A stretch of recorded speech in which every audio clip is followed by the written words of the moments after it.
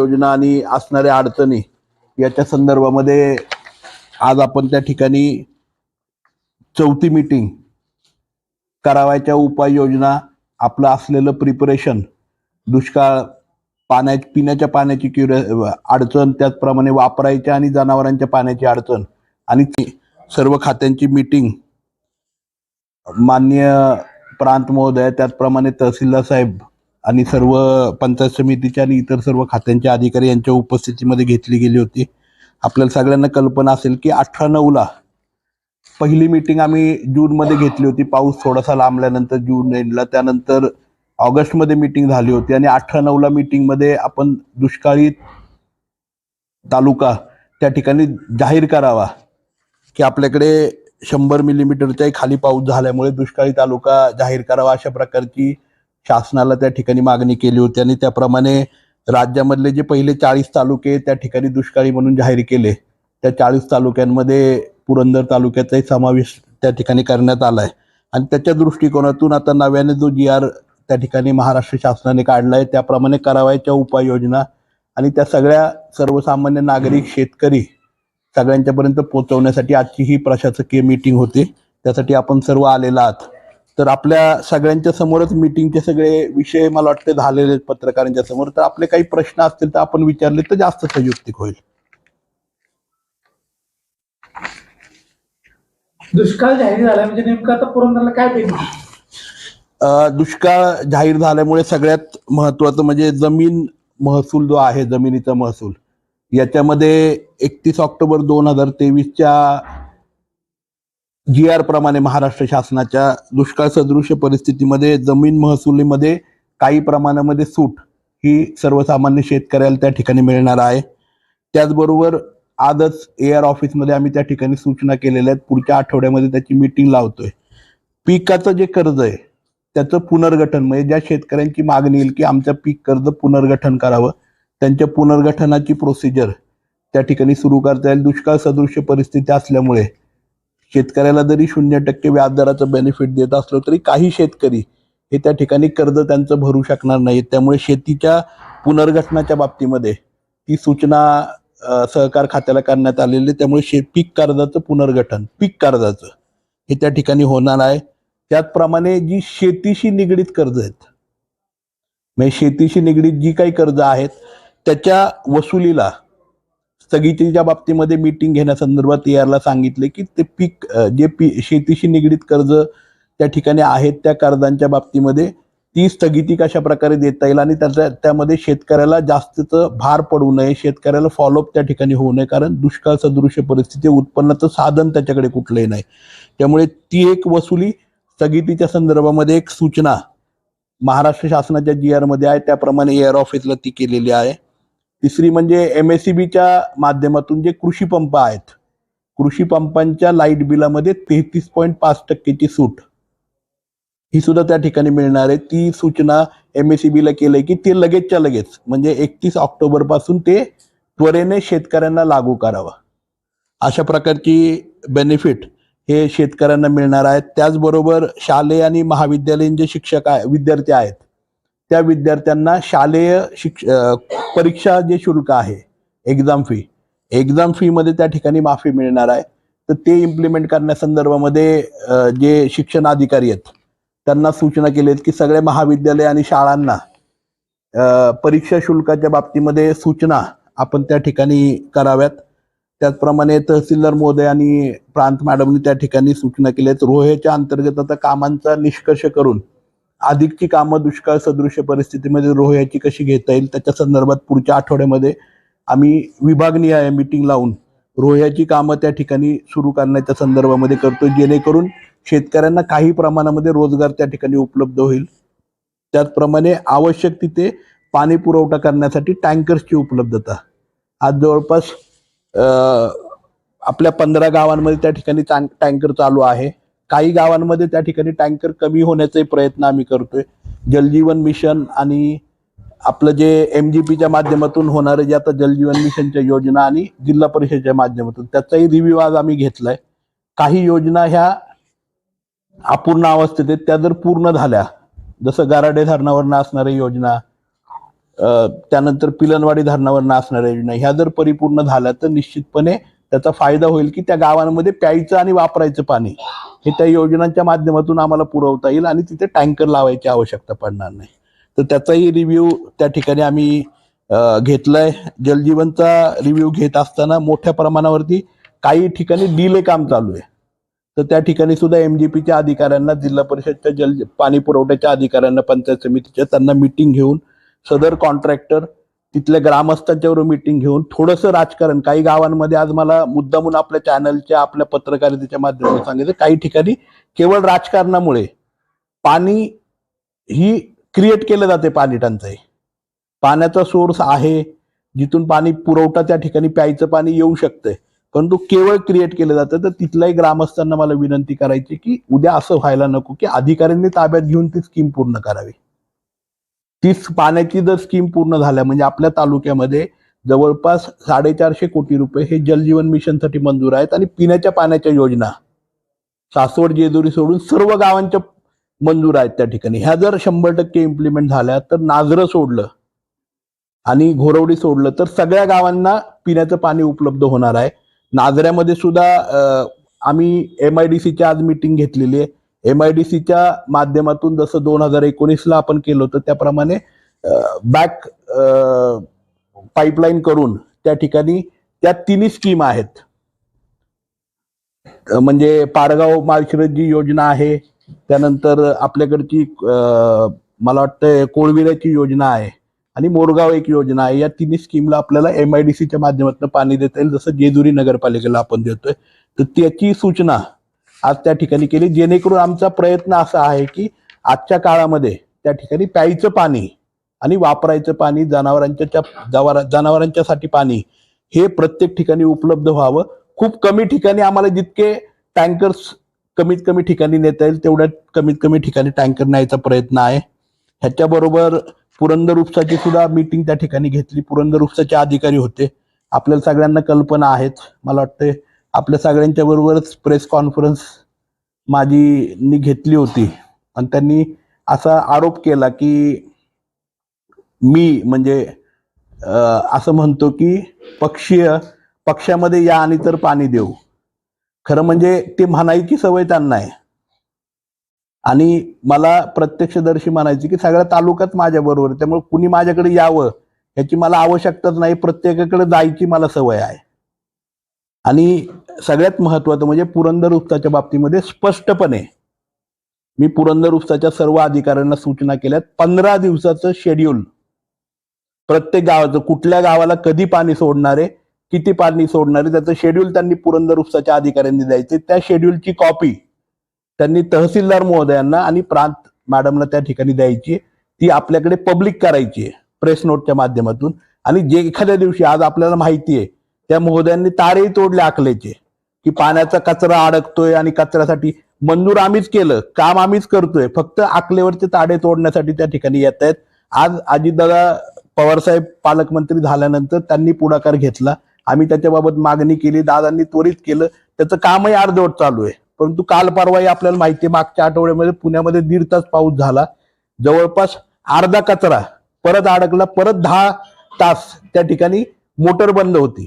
हे फक्त फुशारकी करायला जातात. आज त्यांच्या काळामध्ये म्हणजे पाटबंधारे मंत्री असताना त्यांना स्कीम परिपूर्ण करता आली नाही, मोटर बंद करता आल्या नाहीत. योजना आज आम्ही त्या ठिकाणी अटल भूजल योजनेच्या माध्यमातून सगळीकडचे पाईपलाईन्स मंजूर केले. पाईपलाईन्स मंजूर करून त्या इम्प्लिमेंट करतोय आणि केवळ पुढाकार घ्यायचा. आज मला साधा प्रश्न त्यांना विचारायचे की आपण पाटबंधारे मंत्री असताना झोपला होतात का? त्यावेळेस स्कीमला 15 वर्ष झाली होती, 18 वर्ष झाली होती. 18 वर्ष झाले असताना का नाही पंप बदलले, का नाही एक्सटेंडेड लाईन जिथे आपल्याला कार्यक्षेत्रामध्ये नेता येत होतं त्या केल्या? केवळ गुंजवणी ओढत राहिला. ना गुंजवणीचं पाणी आणता आलं आपल्याला, ना पुरंदर उपसा प्रॉपरली मॅनेज करता आलं. आणि हे खरोखर तालुक्याचं दुर्दैव आहे. आज दुष्काळी परिस्थिती आहे. लोक दिवाळीमधून जस्ट बाहेर पडली आहेत. आज अनेक ठिकाणी चाऱ्याचा टंचाई मोठ्या प्रमाणावरती आहे, प्यायच्या पाण्याची टंचाई आहे, जनावरांच्या पिण्याच्या पाण्याची टंचाई आहे. अशा काळामध्ये राजकारण सर्व मंडळींनी बंद केलं पाहिजे आणि प्रत्येकाने पुढाकार घेऊन त्या ठिकाणी मला वाटतंय तालुक्यामध्ये काम केलं पाहिजे आणि ही काळाची गरज आहे. आज पदाधिकारी तुमच्या शेजारी बसलेत, कॉन्ट्रॅक्टर तुमच्या बरोबर बसलेत मांडीला मांडी घालून, आणि तुम्ही कॉन्ट्रॅक्टर बद्दल बोलताय. ह्याच्या एवढं दुर्दैव कुठलंच नाहीये. आणि मला जाहीरपणे या ठिकाणी त्यांना सांगायचं की पुरंदर उपसाच्या बाबतीमध्ये मला जास्त त्यांच्यावरती बोलायचं नाहीये, कारण बोलण्यापलीकडे ते काहीच करू शकत नाही आणि काही केलेलं पण नाहीये. त्यामुळे पुरंदर उपसाच्या बाबतीमध्ये पारदर्शकता आम्ही 100% ठेवलेली आहे.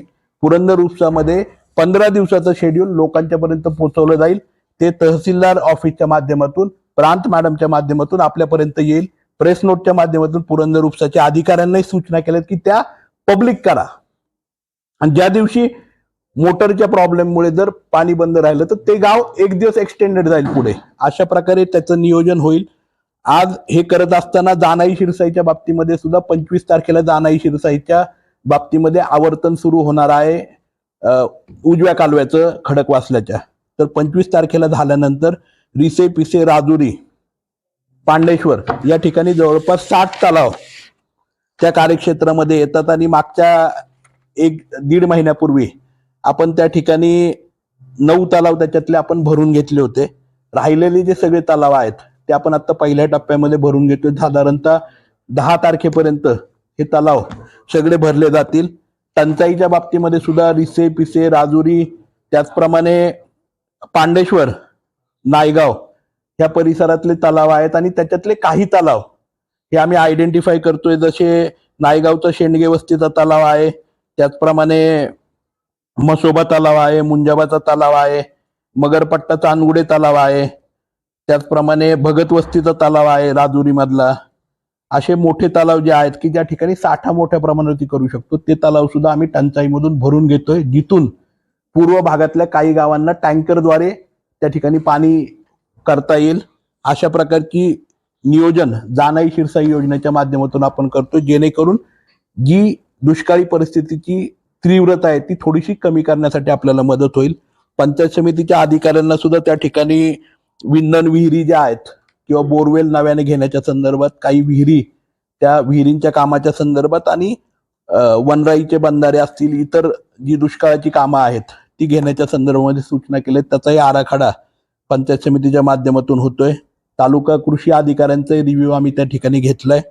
कृषी अधिकाऱ्यांना आज आपण तालुक्यामध्ये जवळपास 10,000 हेक्टर पर्यंत चाऱ्याचं पीक दिलेलं आहे. परंतु आम्ही कृषी अधिकाऱ्यांना आणि कृषी खात्याला स्पष्टपणे सूचना केल्यात, पुरंदर उपसाचं क्षेत्र आपल्याकडे उपलब्ध आहे. त्याचप्रमाणे संगम डॅम असेल, माहूर डॅम असेल, आणि वीरच्या परिसरामध्ये म्हणजे वीर पासून लपतळवाडी, जेऊर, मांडकी जो बागायत पट्टा आहे तालुक्यातला, त्या ठिकाणी काही शेतकऱ्यांना त्या ठिकाणी प्रमोट करून कॉन्ट्रॅक्ट फार्मिंगच्या धर्तीवरती पुरंदर तालुक्यामध्ये स्वतःचा चारा आपण उपलब्ध करूयात, जो कृषी खात्याच्या माध्यमातून त्याचं मॉनिटरिंग होईल. चारा आम्ही शेतकऱ्याला बियाणं उपलब्ध करतोय, शेतकऱ्याला पाणी उपलब्ध करतोय टंचाईच्या भागामध्ये म्हणजे पुरंदर उपसा किंवा ह्याच्यातनं, आणि शेतकऱ्याचा पिकणारा चारा हा वेगवेगळ्या एनजीओच्या वेगवेगळ्या संस्थांच्या माध्यमातून खरेदी करून तो शेतकऱ्यांपर्यंत पोहोचवायचा, जेणेकरून ती टंचाई ही कृषी खातं, काही सामाजिक संस्था आणि महाराष्ट्र शासन यांच्या माध्यमातून त्याचं नियोजन करण्यासाठी आज कृषी खात्याला आम्ही त्या ठिकाणी सूचना केल्या. तालुका कृषी अधिकारी आणि पंचायत समितीचे कृषी अधिकारी एकत्रितपणे चारा डेपोचं आणि चाऱ्याचं पिकांचं नियोजन हे आम्हाला त्या ठिकाणी ते देणार आहेत. तर पुढच्या आठवड्यात त्याच्याबाबतचं आम्ही आपल्यासमोर सांगू, परंतु आजच आपल्या पेपरच्या माध्यमातून याच्याबाबत आपण आव्हान शेतकऱ्यांना करावं की शेतकऱ्यांनी पुढे यावं, जेणेकरून आम्ही त्यांना चाऱ्याचं बियाणं उपलब्ध करून देऊ आणि त्यांचा पिकणारा चारा हा शासन त्या ठिकाणी एनजीओच्या माध्यमातून, शासनाच्या माध्यमातून खरेदी करेल आणि तो चारा शेतकऱ्यांना उपलब्ध करेल. त्याचबरोबर सासवड आणि जेजुरी नगरपालिका, आपल्याला कल्पना आहे सासवड नगरपालिकेला आज त्या ठिकाणी आपण वीरमधनं पाणी घेतो आहोत. गराड्यातनंही पाणी 10% पाणी आपल्याला गराड्यातनं उपलब्ध होत होतं, 90% वीरमधनं उपलब्ध होत होतं. आपण नगरपालिकेला सूचना केल्या की गराड्यातल्या पाण्याचा उपसा हा नगरपालिकेने कमी करावा किंवा गराड्यातनं येणारं जे पाणी आहे ते दिवे, सोनवरी आणि झेंडेवाडी या योजनेला तात्पुरत्या स्वरूपामध्ये, म्हणजे ती योजना जी आहे ती घोरवडीवरनं आहे, तर तात्पुरत्या स्वरूपामध्ये काही पार्टमध्ये त्या गावांना गराड्याचं पाणी हे सासवड नगरपालिकेच्या लाईनमधनं त्या ठिकाणी उपलब्ध करावं. तशा प्रकारच्या सूचना सासवड नगरपालिकेला केलेल्या आहेत. जेजुरी नगरपालिकेमध्ये सुद्धा आज केवळ डिसेंबर 15 पर्यंत पुरेल एवढंच नाझऱ्यामध्ये पाणी आहे. त्यामुळे MIDCचं पाणी, MIDCच्या अधिकाऱ्यांनाही सूचना केल्यात आणि MIDCचं पाणी उद्यापासून त्या ठिकाणी जेजुरी नगरपालिकेला सुरू करण्यासंदर्भात सूचना केल्यात. जवळपास 0.2 MCFT पाणी त्या ठिकाणी जेजुरी नगरपालिकेला MIDCच्या लाईनमधनं त्या ठिकाणी उपलब्ध होणार आहे. त्यामुळे काही प्रमाणामध्ये रिलीफ जेजुरी नगरपालिकेला मिळेल. त्याचबरोबर जेजुरी नगरपालिकेची स्कीम ही आम्ही नॅशनल हायवेला सांगितलंय, त्यामुळे ती पूर्ण होईल ती स्कीम. ती पूर्ण झाली स्कीम तर मला वाटतंय पुढच्या महिन्यामध्ये तेही पाणी जेजुरी नगरपालिकेला उपलब्ध होईल. आदरणीय तहसीलदार महोदयांनी पुढाकार घेऊन त्या ठिकाणी जेजुरी CO तहसीलदार महोदयांनी एकत्रितपणे मीटिंग करून MSEBची हप्ते त्यांची जी थकबाकी होती जेजुरी नगरपालिकेची तेही बांधून दिलेले आहेत. त्यामुळे जेजुरी सासवडच्या बाबतीमध्ये पाण्याचं थोडंसं रिलीफ मिळेल. परंतु मला आपल्या माध्यमातून महाराष्ट्र शासनाला सांगायचं की जागरूकतेने आज मोठ्या प्रमाणावरती यात्रेकरू जेजुरीमध्ये येत आहेत. काल सुद्धा जवळपास 2 लाख लोक जेजुरीमध्ये होते. मागच्या सोमवारी सोमवती अमावस्या होती, त्यावेळेसही 5 लाखांपेक्षा जास्त यात्रेकरू जेजुरीमध्ये होते. मोठ्या प्रमाणावरती लोड हा प्रशासनावरती आणि जेजुरीवरती होतोय. आपण त्या ठिकाणी निधी उपलब्ध करावा. सासवड आणि जेजुरीला अमृत 2 किंवा नगर विकास मधनं आम्ही दोन्हीकडे वीरमधनं स्कीमसाठी मागणी करतोय आणि गेले 1.5 वर्ष झालं त्याच्यासाठी फॉलोअप आमचं चालू आहे. जसं जल जीवन मिशन मधनं हे झाले तशी जेजुरी सासवडसाठी व्हावं. ती जर स्कीम झाली तर जेजुरी बरोबर जेजुरी आणि सासवड नगरपालिका आजूबाजूच्या 20 गावांना पाणी पुरवठा अधिकचा उपलब्ध करू शकणार आहे. तर तेही आम्ही फॉलोअप महाराष्ट्र शासनाचा त्या ठिकाणी घेतोय आणि मला अपेक्षा आहे की आता टंचाईमध्ये शासन त्या दोन्ही स्कीम त्या ठिकाणी मंजूर करेल. त्याचबरोबर मी MGPचं आणि ह्याचं सांगितलं तर जलजीवनचं MSEBला त्या ठिकाणी प्रांत मॅडमनी त्या ठिकाणी सूचना केलेल्या आहेत की आता टंचाई सदृश्य परिस्थिती असल्यामुळे गराडे असेल, घोरवडी असेल, नाझरे असेल, पिलनवाडी असेल अशी जी धरणं आहेत की जिथून पाणी पुरवठ्याच्या योजना आहेत त्या ठिकाणची पाणी उपसा हा पूर्णपणे बंद करावा. तिथले लाईट कनेक्शन डिस्कंटिन्यू करावे अशा प्रकारची MSEBला सूचना केली. त्याचबरोबर मी मागाशी सांगितल्याप्रमाणे 33% जे शेती पंपांना आता दुष्काळी तालुका डिक्लेअर झाल्यामुळे 33.5% एवढा सूट कृषी पंपांना द्यावी अशी सूचना त्या ठिकाणी MSEBला केलेली आहे. पशुवैद्यकीय अधिकाऱ्यांना सुद्धा सूचना केली. तुम्ही ऐकलंच असेल, आज स्टाफ कमी आहे त्यामुळे 2019चाच आकडा त्यांनी आमच्या समोर ठेवला. आम्ही त्यांना सांगितलं की नव्याने चालू म्हणजे आत्ताची पशुसंख्या त्या ठिकाणी करावी, कारण आता माणसंही आपल्याला माहित नाहीत तालुक्यात किती आहेत आणि पशुही माहित नाहीत तालुक्यात किती. अशी दुर्दैवी अवस्था आपल्या सगळ्या प्रशासनाची त्या ठिकाणी आहे, कारण जनगणना माणसांची पण झाली नाही आणि पशूंची पण झाली नाही. परंतु असोत, आज आपण सगळेजण वॉर फुटिंगवरती दुष्काळाशी लढणार आहोत. त्यामुळे त्या दृष्टिकोनातून ही सगळी उपाययोजना आजच्या मीटिंगमध्ये घेतली आणि मला असं वाटतंय की पुरंदरचं प्रशासन हे कार्यक्षमतेने आम्ही दुष्काळाला त्या ठिकाणी सामोरे जाऊ आणि चांगल्या प्रकारे लोकांच्या पर्यंत या टंचाईमध्ये सुद्धा पाणी, चारा ह्या बाबतीमध्ये निश्चितपणे आम्ही आधार देण्याचं काम करू. एवढी ग्वाही आपल्या सर्व चॅनल्स, आपल्या सर्व पेपरच्या माध्यमातून सर्व पुरंदर तालुक्यातल्या शेतकरी बांधवांना, नागरिकांना देतो. आपले काही आता प्रश्न असतील तर ते विचारावेत. शेतकऱ्यांना सवलत देताना राष्ट्रीयकृत बँका पुढाकार घेतला, त्यासाठी काय करावं? निश्चितपणे आज जर तुम्ही बघितलं तर हा जो GR आहे हा महाराष्ट्र शासनाचा आहे. त्यामुळे राष्ट्रीयकृत बँकांना सुद्धा आम्ही स्पष्टपणे त्याबाबतच्या सूचना देणार आहोत. प्रायव्हेट बँका, कॉपरेटिव्ह बँका, राष्ट्रीयकृत बँका, पतसंस्था, फायनान्स कंपन्या ह्या सगळ्यांनाच ह्या सूचना त्या ठिकाणी पीक कर्ज पुनर्गठनाच्या बाबतीमध्ये किंवा वसुलीच्या बाबतीमध्ये त्या ठिकाणी शेतीशी निगडीत कर्जांच्या वसुलीच्या बाबतीमध्ये राहणार आहेत. दुष्काळी परिस्थिती आहे, पण परंतु पाणी जे आहे म्हणजे वापरण्याचं पाणी आणि शेतीचं पाणी आणि पिण्याचं पाणी याचा मोठ्या प्रमाणावरती शहर भाग आणि ग्रामीण भागामध्ये अपव्यय होतोय. तर नागरिकांमध्ये जनजागृती व्हावी या संदर्भात काही केलं जाणार आहे प्रशासन? याच्यासाठी सासवड आणि जेजुरीमध्ये त्या ठिकाणी बांधकामावरती रिस्ट्रिक्शन आणण्याच्या सूचना त्यांना केलेल्या आहेत. त्वरेने बांधकामासाठी कुठल्याही प्रकारचे नव्याने कनेक्शन देऊ नयेत, बांधकामासाठी कुठलेही कमर्शियल कनेक्शन देऊ नयेत आणि त्यामध्ये पाण्याचा अपव्यय होणार नाही अशा प्रकारची कारवाई त्वरेने करावी अशा प्रकारच्या सूचना त्या ठिकाणी केलेल्या आहेत. आणि मलाही आपल्या माध्यमातून सर्व नागरिकांना सूचना करायची, ज्या भागामध्ये पाण्याची टंचाई त्या भागामध्ये कृपया आपण कुठल्याही प्रकारचे बांधकामं काढू नये, कारण पुढचं भविष्य हे खूप अंधकारमय आहे. आत्ताही अल नॅनोचं जे पुढचं 2024चं प्रश्न असा गंभीर झालाय की आज कृषी खातं सुद्धा प्रेडिक्ट करताना असं करतंय किंवा हवामान खातं प्रेडिक्ट करताना असं करतंय की पुढच्या वर्षीचा पाऊस सुद्धा जुलै ऑगस्ट पर्यंत लांबणीवर पडण्याची शक्यता आहे.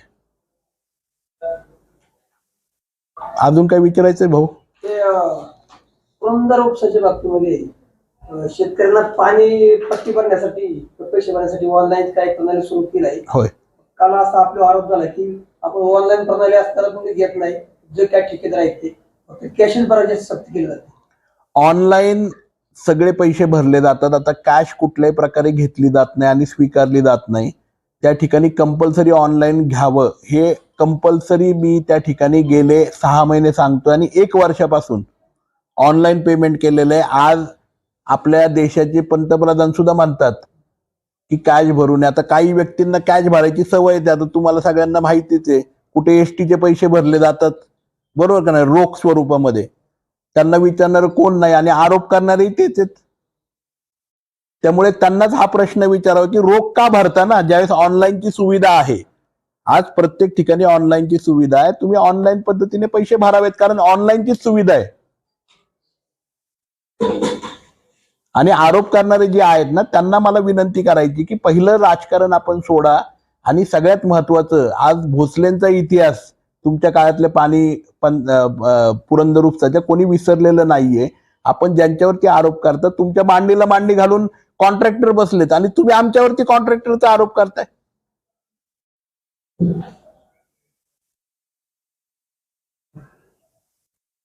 जाण्याप्रमाणे पुरंदर उपसामधून काही टंचाई मुद्दा बनणार का? तुम्ही सांगितलं की टंचाई म्हणून बनले जातात. जानाई शिरसाईमध्ये सुद्धा आणि पुरंदर उपसामध्ये सुद्धा, पुरंदर उपसामध्ये काही गावांमध्ये पर्क्युलेशन मध्ये काही गावांच्या विहिरी ह्या भरतात. जसं वाघापूर आहेत, अनेक गावं आहेत की जिथे पर्क्युलेशनने पाणी उपलब्ध होतं. तर त्या गावांच्या विहिरींसाठी टंचाईमधून पुरंदर उपसा आणि जानाई शिरसाईमध्ये आपण तो प्रस्ताव आदरणीय पालकमंत्री अजितदादा पवार साहेबांना देतोय आणि मला खात्री आहे टंचाईमधून त्या सगळे तलाव त्या ठिकाणी जानाई शिरसाईमधून पण आणि पुरंदर उपसामधून पण भरले जातील. आणि ज्या भागामध्ये आम्ही चारा करणार आहोत शेतकऱ्यांच्यासाठी, त्या भागामध्ये सुद्धा चाऱ्यासाठी आम्ही पाणी उपलब्ध करणार आहोत, जेणेकरून तो चारा शेतकऱ्यांना आम्हाला चारा डेपोला उपलब्ध करता येईल. हिरवा चारा निश्चित. पाणी मोफत म्हणण्यापेक्षा सरकार पाणी देणार आहे, मोफत म्हणूच नका, सरकार पाणी देणार आहे, कारण त्याच्यावर हक्क सरकारचा राहणार आहे चाऱ्यावरती.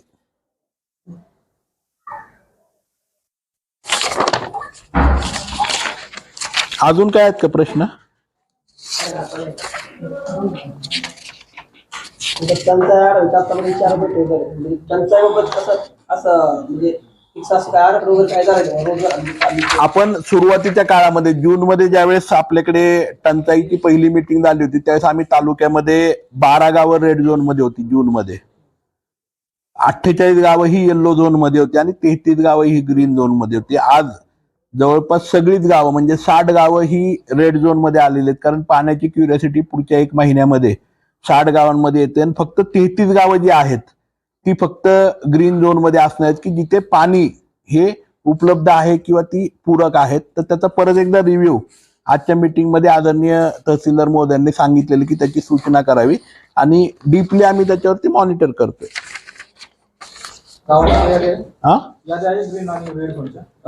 यादी आहे पण ती आता मी उपलब्ध करणं योग्य होणार नाही. संख्या मी सांगितली आपल्याला, मागे बातमी दिलेली होती ना, पण ती दिली होती जूनची दिली होती आपण. त्यावेळेस फक्त 12च रेड झोन मध्ये गाव होते, येल्लो मध्ये 48 आणि 33 गाव ही ग्रीन झोन मध्ये होते.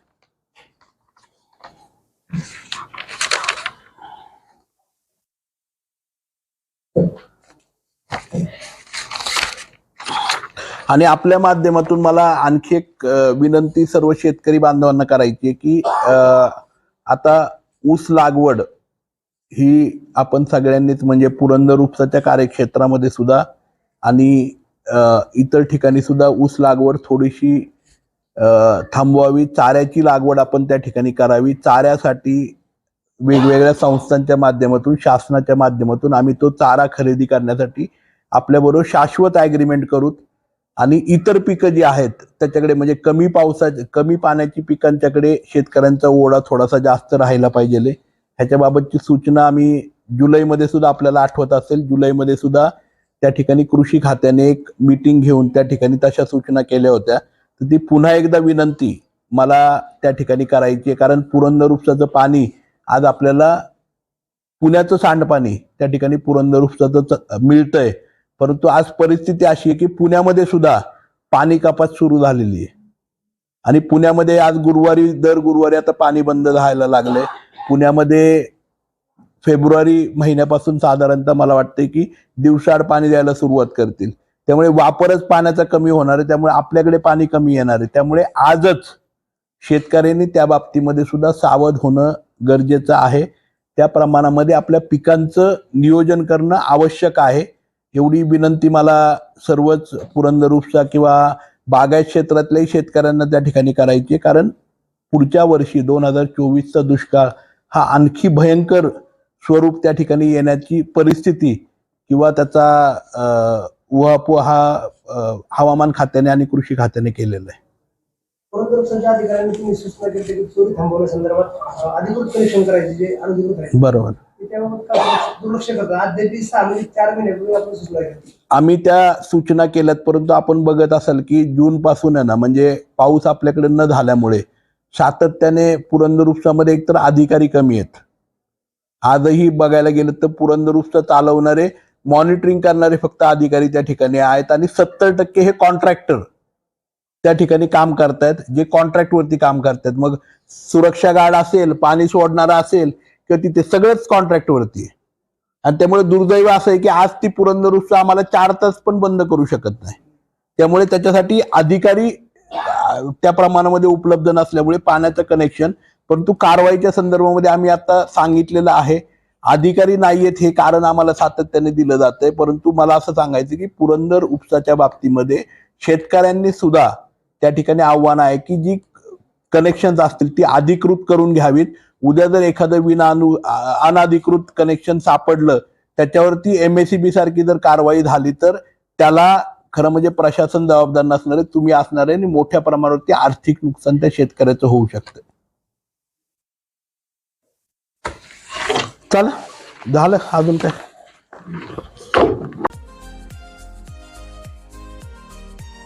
असे नवनवीन व्हिडिओ पाहण्यासाठी आजच कृषी चर्चा फेसबुक पेजला लाईक करा आणि व्हिडिओ आवडला असेल तर नक्की शेअर करा.